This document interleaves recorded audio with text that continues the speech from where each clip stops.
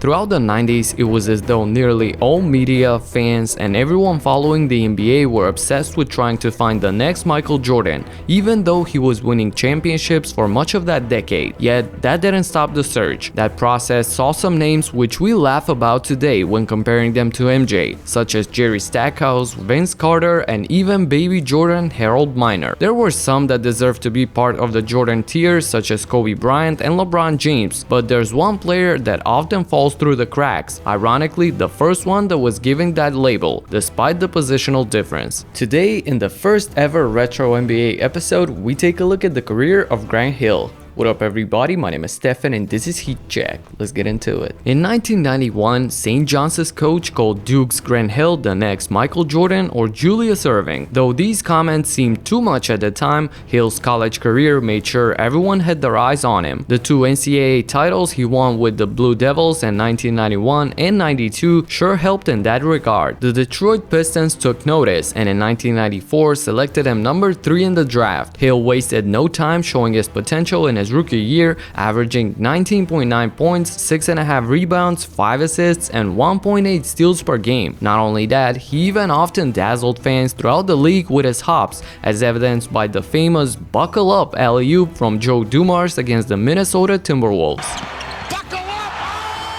What was notable, however, is that he became the only rookie in league history to lead the NBA in All-Star voting. In addition to his flashy game on the court, that probably also had a lot to do with his humility and down-to-earth demeanor. At the end of the season, Hill and Jason Kidd were named co-rookies of the year. In the following 4 years, the point forward built on his initial game and numbers, becoming one of the faces of the league, with almost 21 points per game, 8.5 rebounds, and 6.8 assists per game over that period. Whether it was his dunks on Alonzo Mourning, Patrick Ewing, and Dikembe Mutombo, or performances such as the one against the Lakers in Los Angeles, in which he forced overtime and had a triple-double with 34 points, 15 rebounds, and 14 assists while playing all 53 minutes in a win for the Pistons, he seemed here to stay. Always a triple-double threat with 29 throughout his career, Hill, despite the Pistons' failure when it comes to progressing or even getting to the playoffs, was destined to take over the league once Michael retired or his prime ended. This was probably best exemplified when in the season following his Olympic gold with Team USA in Atlanta in '96, he averaged 21.5 points, 9 rebounds, and 7.3 assists per game, while leading the Pistons to a 54-28 record. That was acknowledged in the race to the '96-97 regular season MVP race, when he finished third in the voting behind the winner Karl Malone and Michael Jordan. Games such as the one in '99 season against the Washington Wizards, in which he scored a career-high 46 points to go along with 7 boards and 7 assists, as well as a game-winning block, were just adding to his reputation. His last season with the Pistons, however, in '99-2000, while being his best from a scoring standpoint with almost 26 points per game, is most likely the reason why we're not talking about him today as one of the best players to step on a basketball court. Towards the end of the regular season, he sprained his ankle, and an attempt to play through it in the first-round series against the Miami Heat resulted in him breaking it. His decision to play was made likely because he wanted to stave off accusations that he was not giving it all, or saving himself to get big money as a free agent in the summer, since at the time there wasn't a single franchise that wouldn't want the forward on their team. This is where things get a little bizarre. Hill has said that the Pistons medical staff misdiagnosed him, with some doctors even questioning whether he was soft.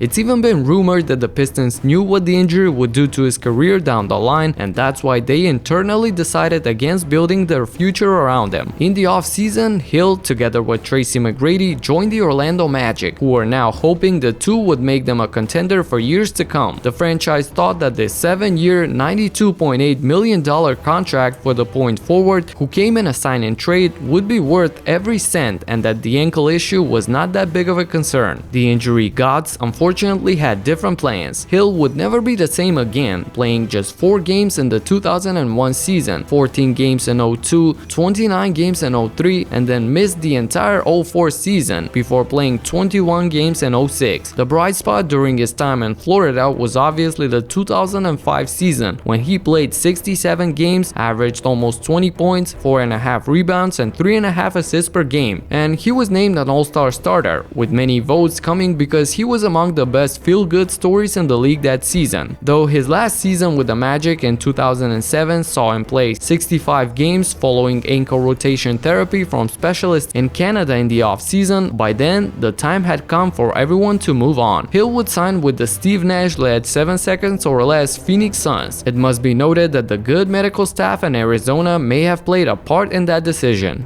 For the Suns, in 5 seasons as a professional with much experience but without almost all of the explosiveness that made him a top 3 MVP vote getter, he would play 362 games and average 12 points, 4.7 rebounds and 2.5 assists per game. It was somewhat liberating to see him in the Suns jersey. Even Hill himself seemed relaxed on the floor, like he no longer had to deal with the pressure of living up to the contract in Orlando. Despite the loss of explosiveness, there were moments when Hill reminded everyone what he was able to do in his youth, as Joakim Noah found out. With the Suns, even at the latter stages of his career, Hill continued to stay in shape and redefined himself as a veteran with know-how and experience. So it wasn't surprising that the Los Angeles Clippers decided to sign him in 2012, a one-year stint that many people seem to forget. When he retired in 2013, most fans, especially from the old school, played the what-if game for days. For his exploits, Hill entered the College Hall of Fame in 2014 and was inducted into the Naismith Basketball Hall of Fame 4 years later. The Naismith decision, it must be underlined, has been criticized by many around the league who believe his prime wasn't that long and failed to produce meaningful success in the postseason, but that's a topic for another day. So when it comes to discussing who would have been the best NBA player if injuries never happened, to this day Grant Hill is always in that conversation. That's it for now. Expect one new episode of this series every week. Subscribe and talk to you in the next one.